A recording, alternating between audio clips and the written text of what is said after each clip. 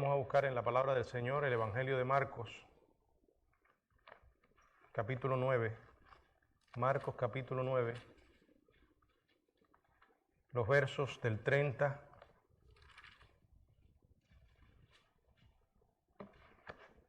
hasta el 41.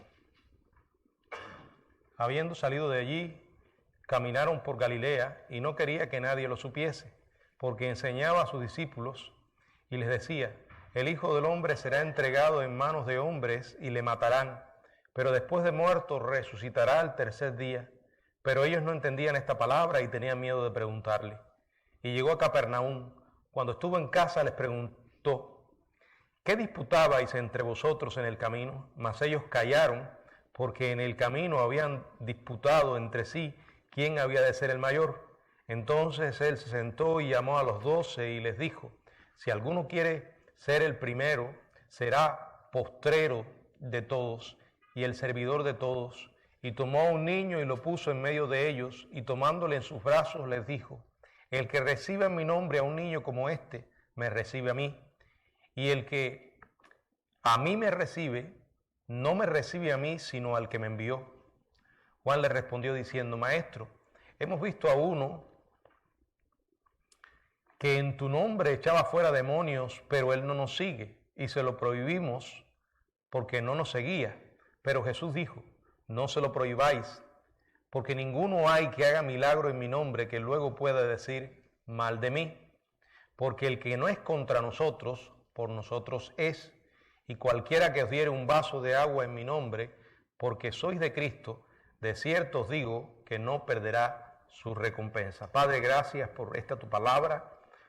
Hemos venido aquí a escuchar tu voz y te suplicamos, Señor, que con tu Espíritu Santo abras nuestros ojos y nuestros corazones para recibir las verdades que tienes para nosotros. En tus manos nos ponemos, en el nombre de Jesús. Amén. El estudio de esta noche lo hemos titulado La virtud de ser el último.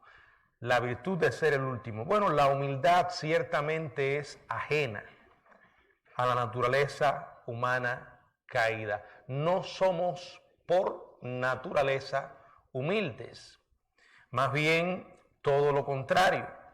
No obstante, la humildad es esencial para la vida cristiana. El Señor exaltado declaró en el libro de Isaías, en el capítulo 66, Isaías capítulo 66, verso 1, dice la palabra: Jehová dijo: el cielo es mi trono y la tierra estrado de mis pies. ¿Dónde está la casa que me habréis de edificar y dónde el lugar de mi reposo? Pero seguidamente dijo lo siguiente: mi mano hizo todas estas cosas, y así todas estas cosas fueron, dice Jehová. Pero miraré a aquel que es pobre y humilde de espíritu y que tiembla a mi palabra.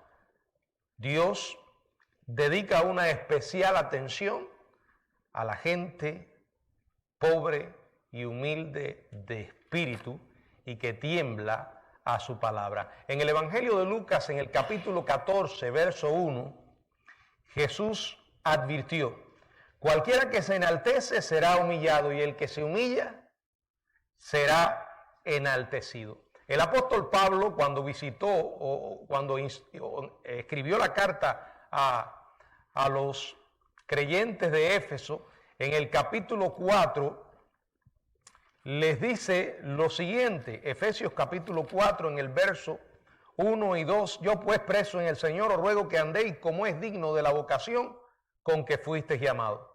Y ahora dice, con toda humildad y mansedumbre, soportando con paciencia los unos a los otros en amor. Y además escribió a los filipenses en el capítulo 2, en el verso 3, Filipenses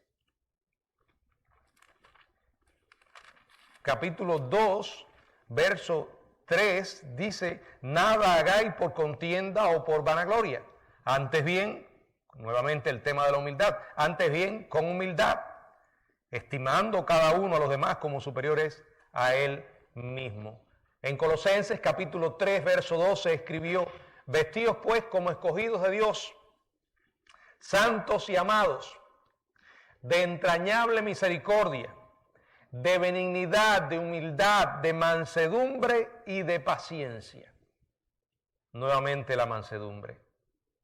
Santiago, en el capítulo 4 de su carta, verso 6, dice lo siguiente. Santiago capítulo 4, verso 6. Pero Él da mayor gracia. Por esto dice: Dios resiste a los soberbios y da gracias a los humildes. Pedro, igualmente que Santiago, en el capítulo primero, en su primera carta, en el capítulo 5, verso 5, dice igualmente: jóvenes, estad sujetos a los ancianos y todos sumisos unos a otros. Y dice otra vez: revestidos de humildad. Revestidos de humildad. Una y otra vez, el tema de la humildad ocupa un lugar esencial en las Escrituras, especialmente el Nuevo Testamento, hablando acerca de la vida cristiana. Esta era una lección que necesitaban aprender los discípulos, como también nosotros necesitamos aprenderla. Ellos necesitaban aprender porque lidiaban con esa naturaleza envenenada por el orgullo. Los dirigentes religiosos a los que estuvieron expuestos y estaban expuestos otros judíos, la mayoría del pueblo, no eran precisamente ejemplos de humildad. Era todo lo contrario. Estas personas se amaban el aplauso de los hombres. Por eso el Señor, cuando tiene el gran sermón de la montaña, dentro de las cosas que enseña es evitar todo espectáculo religioso. El amar la gloria de los hombres, y advierte que cualquiera que lo haga solamente va a recibir el aplauso y el reconocimiento de los hombres, pero no el de Dios. Aquellos hombres que Él había llamado y les había entregado o les entregaría la responsabilidad de continuar llevando su obra adelante después que ya Él no estuviera físicamente, debían aprender la humildad. Y aquí en este pasaje les da una lección y lo hace mediante un precepto y un ejemplo. Él mismo no solo fue ejemplo de humildad, sino que también dio a los discípulos enseñanzas sobre ella. Vamos a ver un ejemplo de humildad. En este capítulo 9, quiero que leamos los versos del 30 al 32. Si alguien puede leerlo.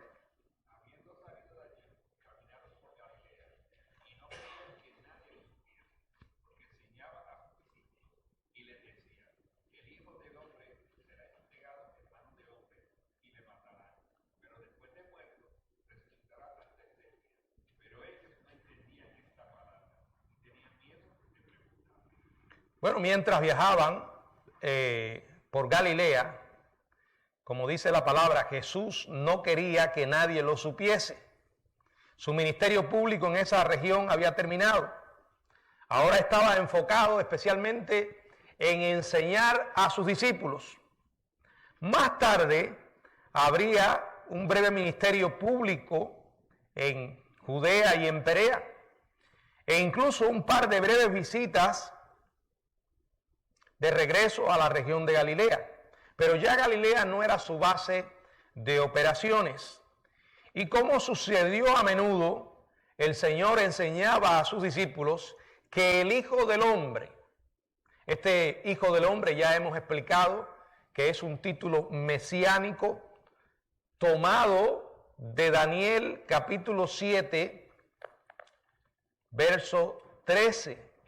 Dice la palabra en Daniel 7:13, miraba yo en la visión de la noche, y he aquí con las nubes del cielo venía uno como un hijo de hombre, que vino hasta el anciano de días y le hicieron acercarse delante de él. Bueno, esta expresión, repito, habla de la condición divina de Jesús, manifestada también en su encarnación. El Hijo del Hombre será entregado en manos de hombre, dice, y le matarán, pero después de muerto resucitará al tercer día. Bueno, lo que Jesús estaba anunciando aquí era el Evangelio encarnado por Él, el Evangelio que Él mismo cumpliría yendo a la cruz, muriendo y después resucitando. Esta era una verdad que para los discípulos era esencial que comprendieran. Sin embargo, les estaba costando hacerlo y aceptarla. Como ocurría con sus compatriotas judíos, tal como lo dice la primera carta a los Corintios en el capítulo 1, verso 23, primera a los Corintios capítulo 1, verso 23, pero nosotros predicamos a Cristo crucificado, para los judíos ciertamente tropezadero y para los gentiles locura. O sea, Pablo les dice a los corintios que el mensaje de la cruz era una piedra de tropiezo tropezaban en ese mensaje porque no estaban dispuestos a recibirlo. Y para los gentiles era una locura. Así como ocurría con los judíos, que no podían comprender que un Mesías fuera crucificado, un Mesías moribundo, para ellos era totalmente incomprensible e inaceptable. Por eso Jesús los exhorta en el Evangelio de Lucas, en el capítulo 9, verso 44, Él les dice, haced que os penetren bien en los oídos estas palabras. O sea, ya con este inicio, el Señor les está diciendo, tienen que entender lo que les estoy diciendo, porque acontecerá que el Hijo del Hombre será entregado en manos de hombres. Pero como dice el verso 45, ellos no entendían estas palabras. Ahora, fíjense que dice, ellos no entendían la responsabilidad humana. No obstante, aquí vemos también la soberanía de Dios, pues les estaban veladas para que no las entendiesen. En ese momento Dios no había quitado todavía el velo, no había iluminado sus mentes para comprender la verdad en su totalidad. Ellos debían escuchar con cuidado y entender lo que Él les estaba diciendo en cuanto a su muerte. El Hijo del Hombre será entregado en manos de hombres y le matarán, pero después de muerto resucitará al tercer día. O sea, ese era el mensaje. Ahora quiero que observemos una palabra dentro de todos de este versículo, que es clave. La palabra entregado se traduce de una forma del verbo griego paradidome, que se usa reiteradamente en un sentido legal para describir que Jesús estaba siendo entregado para juicio y castigo. En términos humanos, aquí encontramos nuevamente la responsabilidad humana junto a la soberanía de Dios. En términos humanos, los ancianos, los sumos sacerdotes, los escribas, el pueblo, Judas, Pilato, todos ellos fueron culpables de entregar a Jesús a juicio y a muerte. Todos llevaron adelante lo que sus corazones sentían. Se dejaron llevar por su odio y su naturaleza rebelde contra Dios. No obstante, como dije, en la salvación, en la muerte misma de Cristo, estaba la mano de Dios. Que fue lo que vimos, a lo que acabamos de ver con los discípulos, que no entendían, pero también dice que les estaba velado. Aquí dice que fue entregado por todas estas personas, pero también nos dice Hechos 2:23.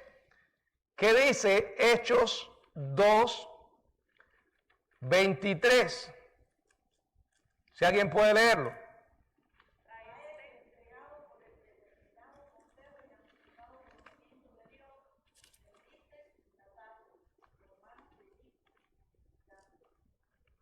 Dice la palabra que acabamos de leer que Jesús fue entregado por el determinado consejo y el anticipado conocimiento de Dios. O sea, Jesús murió porque era parte del plan de Dios, porque era la voluntad de Dios que Jesús muriera. Pero ese plan no excluye, no exime a los hombres que tomaron parte en él, al darle muerte, al llevarlo a la cruz, no los exime, no los excluye de responsabilidad, los hace responsables. En la carta, en el mismo libro de Hechos, en el capítulo 4, verso 27 y 28. Hechos 4, 27 y 28.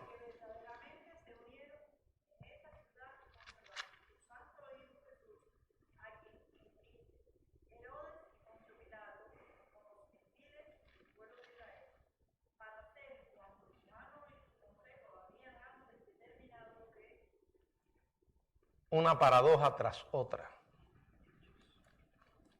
Paradojas no son contradicciones, son dos verdades. Y se repiten una y otra vez la responsabilidad del hombre y la soberanía de Dios. Dice, porque verdaderamente se unieron en esta ciudad contra tu santo Hijo Jesús, a quien ungiste Herodes y Poncio Pilato. O sea, esa turba se unió para darle muerte con los gentiles y con el pueblo de Israel. Pero ahora dice que ellos lo que estaban haciendo, por encima de ellos, estaba para hacer cuanto tu mano y tu consejo habían antes determinado que ocurriese. Una y otra vez, la mano de Dios llevando adelante su plan soberano en cuanto a la muerte de su Hijo, sin liberar de responsabilidad a los hombres que Dios usó como instrumentos, ¿verdad?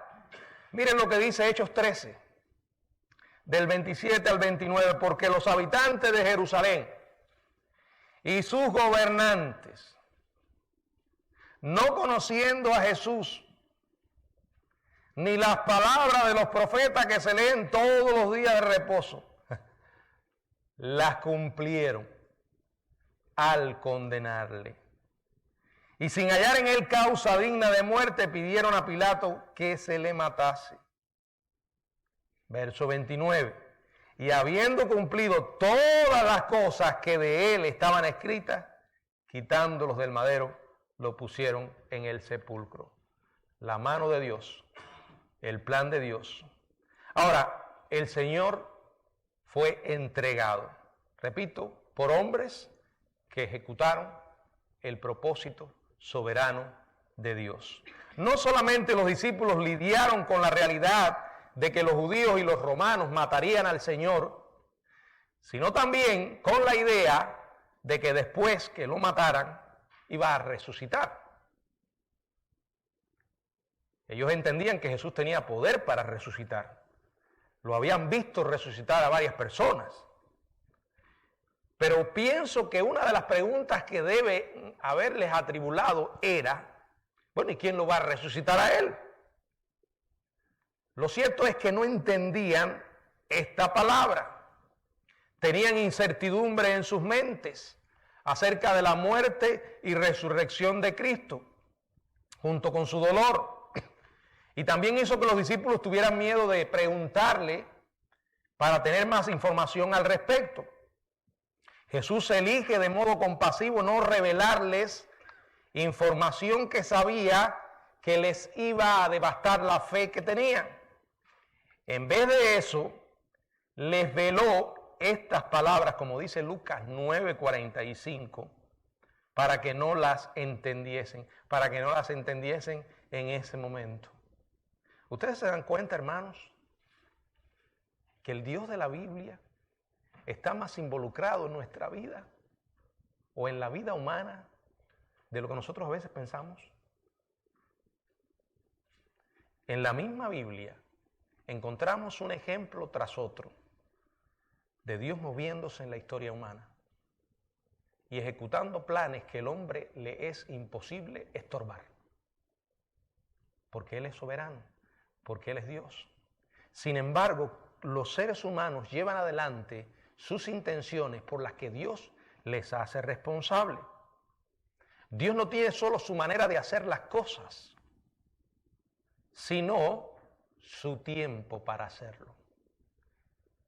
Y créanme, la mayoría de las veces el tiempo de Dios no es el nuestro. Bueno, después que vemos acá este ejemplo de humildad en que Él mismo ofreció su vida por la humanidad, y Filipenses capítulo 2 habla de esa humillación de Cristo haciéndose obediente hasta la muerte y muerte de cruz. Luego trata el tema de la exaltación, pero antes habló de su muerte. Ahora Él les instruye acerca del tema.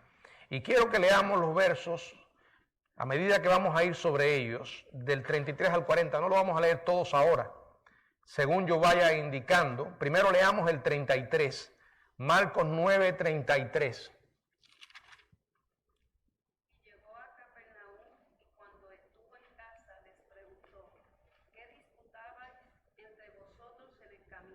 Bueno, Capernaum estaba situada en la costa noreste del lago de Galilea. Fue la ciudad adoptada por Jesús para vivir. Mateo 4:13. Mateo 4:13, ¿qué dice?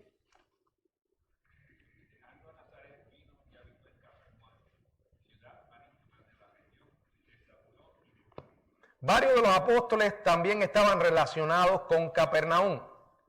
Incluso Pedro y Andrés, que se mudaron allí desde Betsaida, Jacobo y Juan, y Mateo, cuyo banco de cobrador de impuestos se hallaba cerca de la ciudad.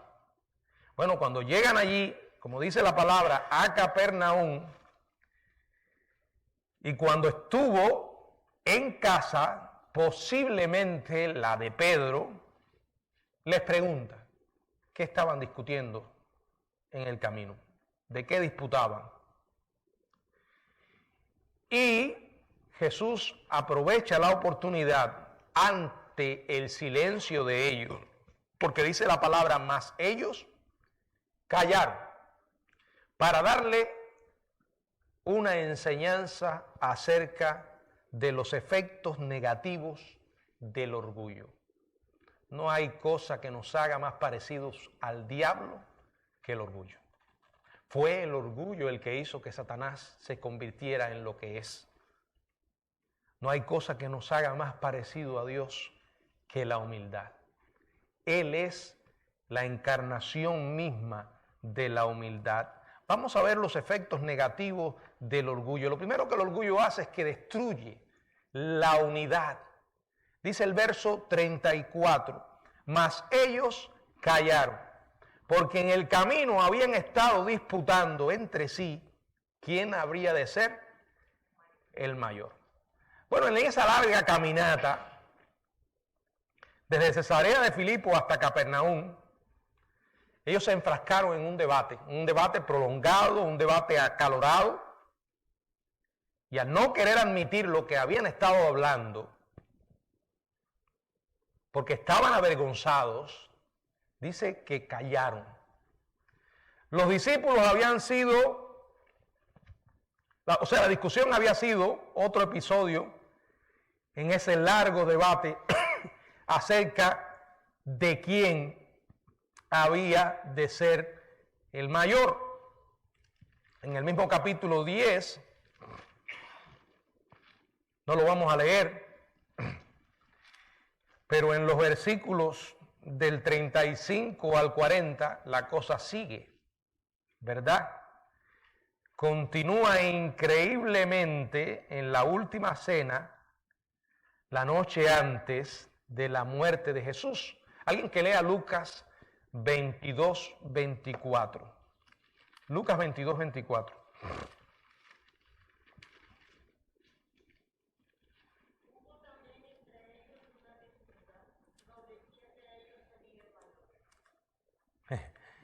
O sea, la naturaleza humana le encanta estar en control, ¿verdad?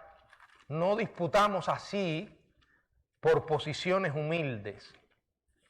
Nos gusta estar por encima, a la carne le encanta estar por encima de otros. Y aún, como dije,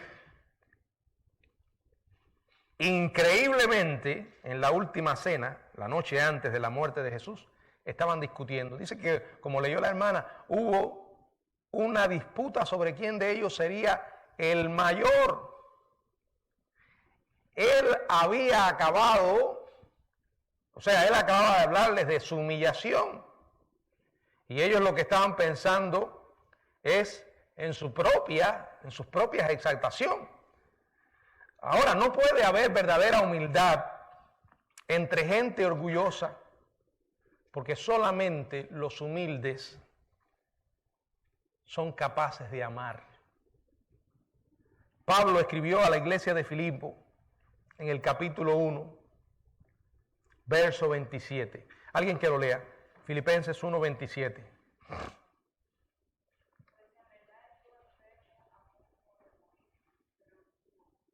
Filipenses 1, 27.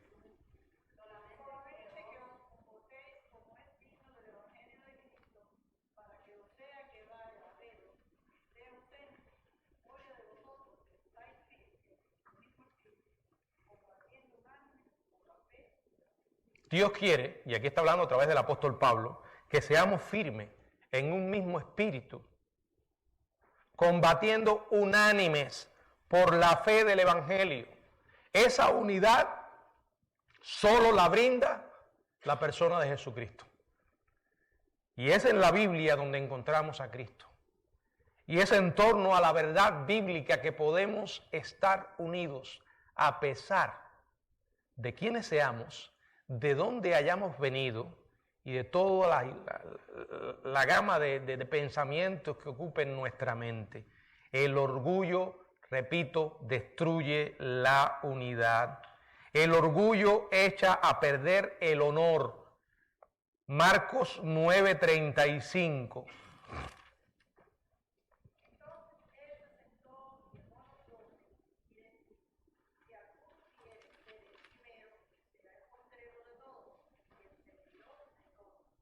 Fíjense, ¿qué hizo? Llama a todos los discípulos, se sienta, llama a los 12, como los rabinos solían hacerlo. Bueno, de hecho, ya él sabía en qué estaban pensando los discípulos. Lucas 9:47. Lucas 9:47, si alguien puede leerlo.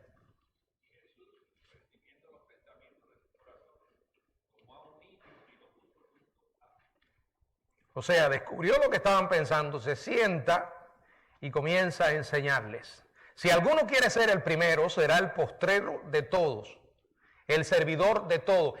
Esto, hermano, solo puede venir de Dios. ¿No se dan cuenta? Yo cuando leo estas cosas me reafirmo profundamente en mi fe.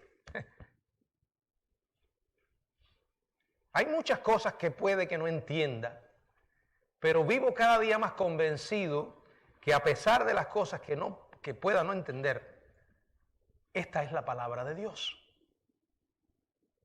El mensaje que contiene no pudo haber sido fabricado por la mente y el corazón humano. ¿A qué hombre se le hubiera ocurrido escribir lo que aquí acabamos de leer? De hecho, si hubiera sido un periodista, que no sé, un reportero, y ve lo que Jesús acaba de decir, habría dicho, seguro no lo entendí bien, déjame arreglarlo. ¿Verdad? Si alguno quiere ser el primero, sea el primero en todo, pisotee a los demás, pase por encima de las cabezas de otros. No importa a quién tenga que dejar en el camino, ¿no se dan cuenta que esto solo puede venir de Dios? Porque no es de los hombres pensar semejante cosa. ¿Cómo es eso de que para ser el primero hay que ser el postrero? ¿Cómo es eso que para crecer hay que servir? O sea, por favor, examinen el tipo de gente que rodeaba a Jesús. ¿Cómo estaba conformada la religión que Jesús una y otra vez confrontó? Gente orgullosa, que buscaban poder, posición, a tal punto que Jesús tuvo que decirles cosas como estas, que dice Mateo 23 del 5 al 7, Mateo 23 del 5 al 7.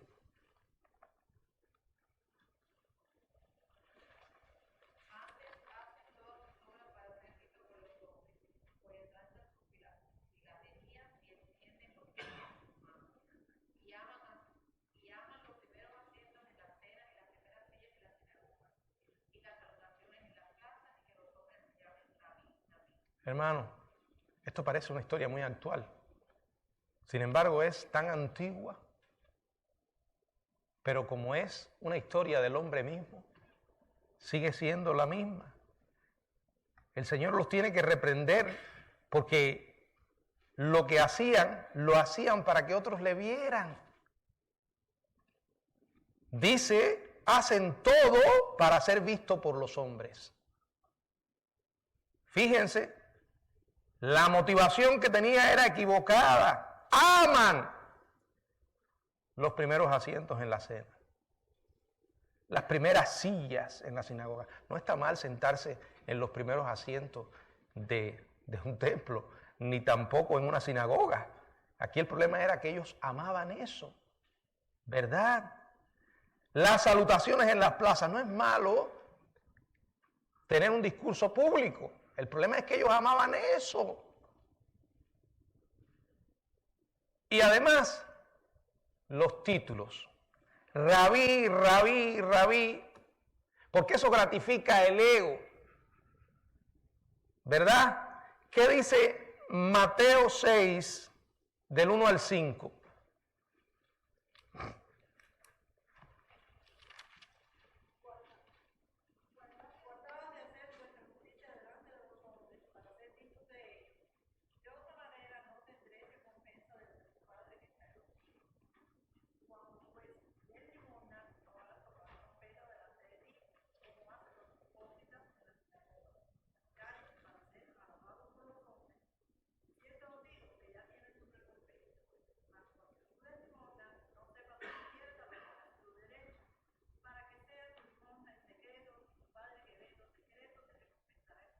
Una y otra vez el Señor advierte contra la teatralidad religiosa. No hagas las cosas, como dice, para ser visto. Vas a perder tu recompensa. Si buscamos elogios, afirmación, exaltación de los hombres, perdemos la verdadera recompensa. Necesitamos aprender, conocer quiénes realmente somos delante de Dios. Porque eso es lo que realmente importa. ¿Por qué nos pasamos la vida corriendo de un lado a otro intentando ganarnos la aprobación de la gente, haciéndonos pasar a veces por víctimas, para que la gente nos diga, ay, pobrecito fulanito, menganito, o por super sabios, para que la gente nos aplauda. ¡Qué juego tan necio! Y sobre todo para aquellos que decimos creer en un Dios real, que todo lo ve. No solo ve lo que hacemos, sino por qué lo hacemos. No solo ve el qué, sino también el por qué. El orgullo echa a perder el honor. El orgullo rechaza la deidad. ¿Qué dice Marcos 9, 36 y 37?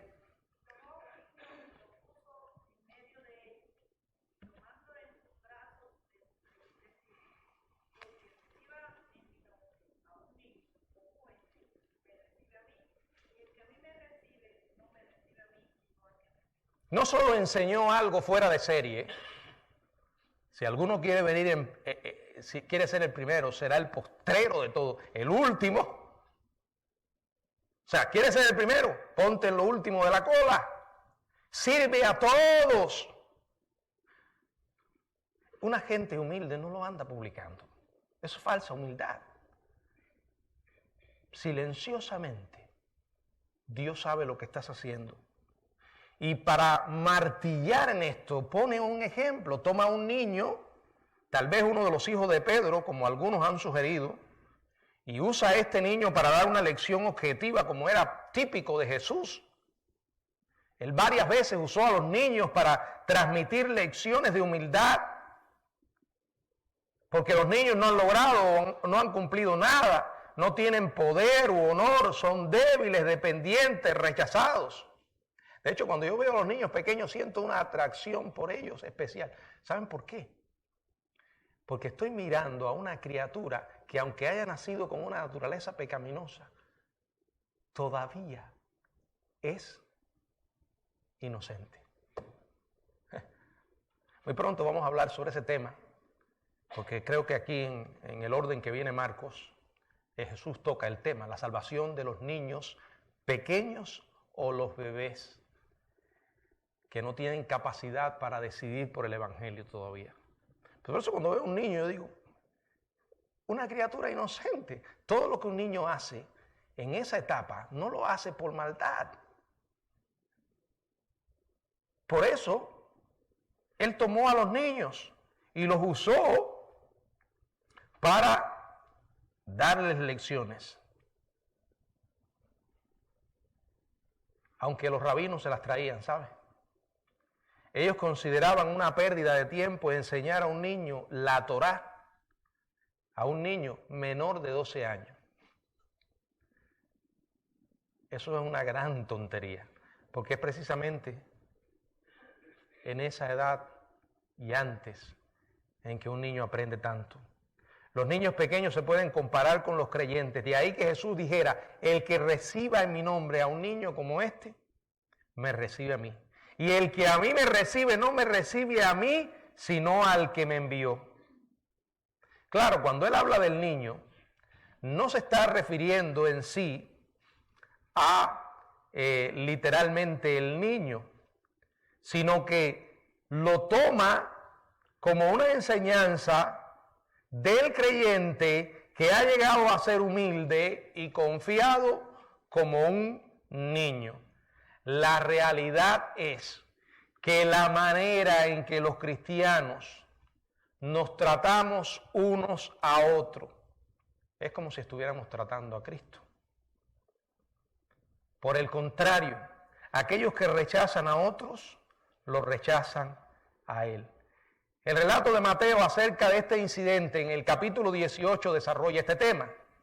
Sin duda esperando que de una vez por todas los discípulos resolvieran la discusión que tenían sobre cuál de ellos sería el más grande, le preguntaron en Mateo 18:1, ¿quién es el mayor en el reino de los cielos? ¿Y qué dijo el Señor? Mateo 18:3, si alguien puede leerlo. Y dijo, de cierto os digo, que si no os volvéis los hacéis como niños, Bueno, ahí está hablando de la necesidad de humillarse como un niño, de poner una confianza total para salvación como un niño. Usted puede tener a un bebé, a un niño pequeño y decirle, lánzate en mis brazos, su padre, y se va a lanzar. Nada pudo haber estado más lejos de la perspectiva cultural y religiosa de los discípulos. Los religiosos sobresalientes y orgullosos que esperaban recibir los lugares más altos de honra en el reino, Jesús dice, no van ni a entrar en él. Por otra parte, aquellos que con fe humilde como la de un niño serán los más grandes en el reino de los cielos. Es algo que, como he dicho, solo puede venir de Dios. Lo que sucede es que nosotros a veces estamos tan familiarizados con estas palabras que a veces las podemos decir de memoria. Hay pasajes en los que llegamos y podemos ir saltando por ellos entre leer y repetir sin leer. Pero cuidado que esa familiaridad no nos lleve a perder la esencia de lo que Dios está diciendo. No nos permita ver lo singular de semejante enseñanza, porque esto solo puede venir de Dios. Además, el orgullo crea exclusividad. Quiero que veamos los versos del 38 al 40, si alguien puede leerlo. Juan le respondió diciendo, Maestro, hemos visto a uno que en tu nombre echaba fuera demonios, pero él no nos seguía, y se lo prohibimos, porque no nos seguía. Pero Jesús dijo, no se lo prohibáis, porque ninguno hay que haga milagro en mi nombre, que luego pueda decir más, porque el que es contra vosotros, como quiera que lo hiciere usando de agua en mi nombre, porque soy de Cristo, eso digo que no perderá.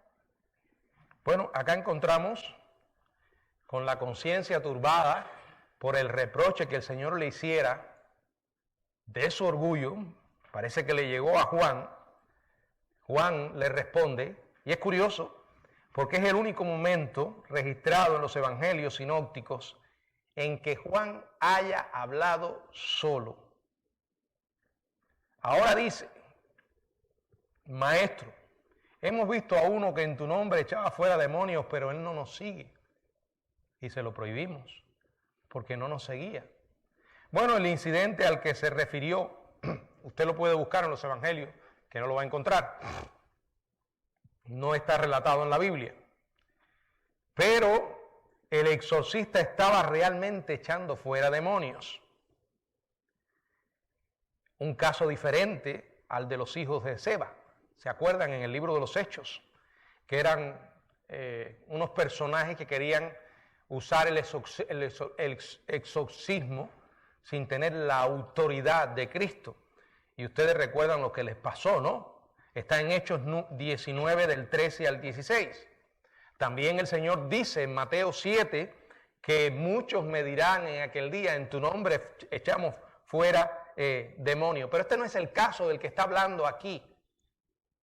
O sea, le dirán, en tu nombre echamos fuera demonios, delante de profetizamos, y él dirá, nunca os conocí. Pero este caso no es de esto. Es aquí de quien está hablando Juan, era un verdadero seguidor de Cristo. Juan y los otros trataron de impedirle lo que estaba haciendo simplemente porque no estaba siguiendo literalmente a Jesús. En otras palabras, no formaba parte del grupo de ellos.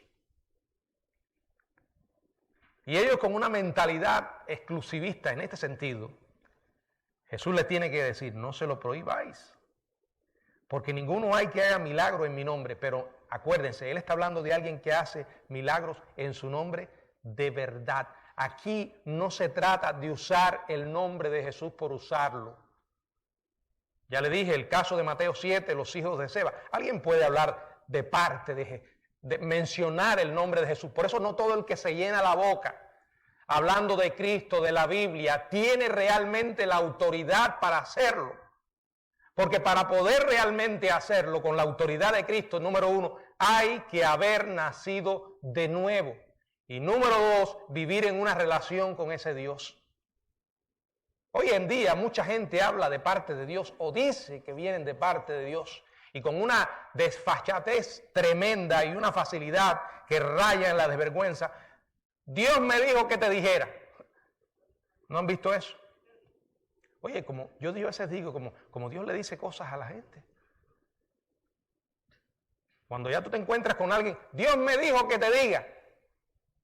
¿Sabes lo que te está diciendo?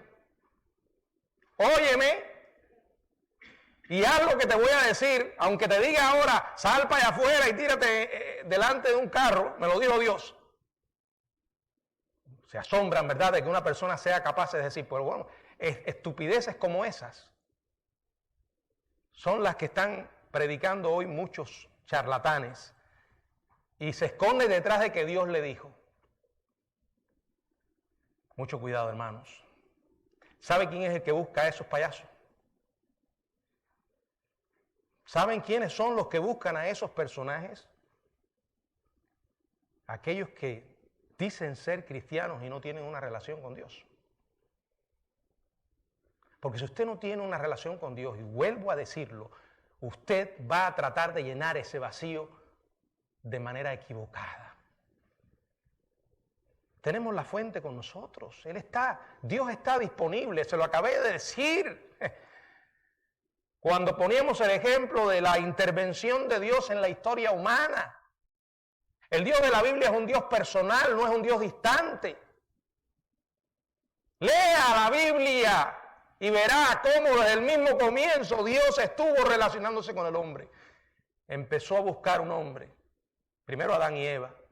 Luego llamó a Abraham. Y ahí usted sigue, Moisés, el pueblo. Dios ha querido relacionarse con sus criaturas. Y lo ha hecho de una manera amorosa. Dios se ha dado al hombre, sin embargo, el hombre le rechazó. Por eso, usted va al Antiguo Testamento y encuentra que la idolatría es un pecado con dimensiones muy especiales, que encienden la ira del Dios vivo, porque es el hombre rechazando a Dios y rechazando su amor. Miren, no porque una persona no sea miembro de la Iglesia Bautista del Camino o de otra iglesia bautista, no podemos decir que no es cristiano. De la misma manera que el Señor tenía un discípulo que no había nacido de nuevo, Judas, el hijo de perdición. También dentro de nuestras iglesias hay personas que no han nacido de nuevo. Y sin embargo hay otras personas en otros lugares que sí han nacido de nuevo.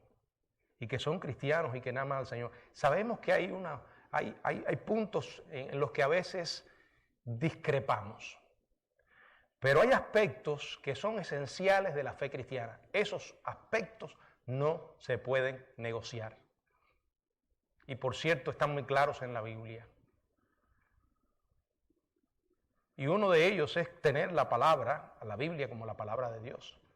Jesucristo como el Hijo de Dios, el Salvador, todo Dios y todo hombre. El Espíritu Santo como Dios, el Padre Dios, hay una Trinidad, sin embargo a la vez hay un solo Dios. Y ahí podríamos seguir mencionando doctrinas básicas de nuestra fe.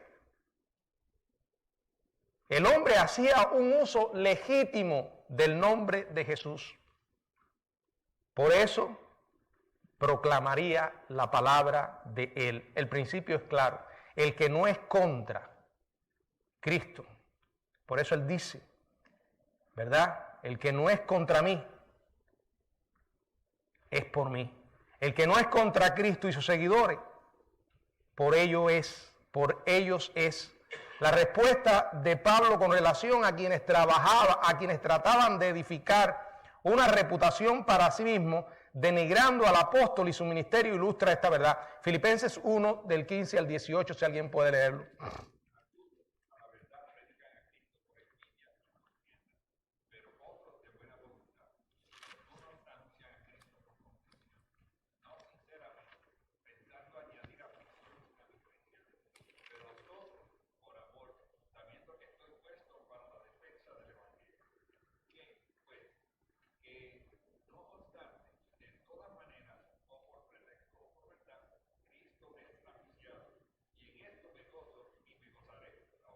siempre que Cristo sea, como dice Pablo, realmente anunciado. Ahora, la motivación que una persona tenga para hacerlo y lo que realmente hay en su corazón, Dios lo conoce. Y a Él no lo pueden engañar. Primero nos engañan a nosotros, pero a Dios no. Él todo lo ve. Bueno, aquí hemos visto las características del orgullo y lo que hace. Sin embargo, la humildad es todo lo contrario. La humildad produce recompensa, consigue recompensa. Y dice el verso 41, y cualquiera que os diere un vaso de agua en mi nombre, porque sois de Cristo, de cierto os digo que no perderá su recompensa. Dice en mi nombre. En contraste con las devastadoras consecuencias del orgullo, la observación del Señor destaca un aspecto positivo de la humildad. Dar un vaso de agua en el nombre de Cristo a quienes son seguidores de Él, dice la Biblia que resulta en recompensa. La Biblia dice que Dios no es injusto para olvidar el trabajo que hacemos, habiendo servido a los santos y sirviéndoles aún. Puede que para otros pase desapercibido lo que hacemos, pero para Dios no. Él es el testigo silencioso, repito, de todo lo que hacemos, lo bueno y lo malo. El gran problema lo tenemos nosotros. ¿Para qué hacemos las cosas? Si las hacemos para los hombres, vamos a vivir todo el tiempo quejándonos, amargados, resentidos, porque no me reconocieron el trabajo, porque constantemente vamos a tener que estar necesitando el combustible del reconocimiento humano para poder arrancar. Pero cuando usted está realmente enfocado en a quién sirve, primero, es el mejor a quien podamos servir. Él es nuestro jefe. Él ve todo lo que hacemos, repito, lo bueno y lo malo. Es santo y eso implica que tenemos que vivir en santidad delante de Él. Pero también es justo. Y parte de esa justicia nos enseña que cuando le servimos, Él no lo va a olvidar. Y cuando servimos a alguien que no nos puede devolver el favor, a veces hay gente que le encanta servir a otros que saben o que sabe que le puede devolver el favor. ¿Dónde está lo meritorio en eso? ¿Dónde está el sacrificio? El Señor dice, sirve, dale. ¿Y qué dice? No esperando recibir nada. Por eso Él dice, hagan tesoros y bolsas en los cielos, porque allí no van a envejecer, donde allí no hay ladrones que minen y hurten. Necesitamos aprender a desprendernos de esa inclinación egoísta de ponernos nosotros en el lugar de Dios. Al final, hermanos, eso es lo que vale la pena. De eso se trata. Y la vida cristiana está en entender eso. Que el Señor nos ayude a tener esa gran virtud, la virtud de ser el último. Que el Señor nos bendiga. Bueno, hermano, no sé.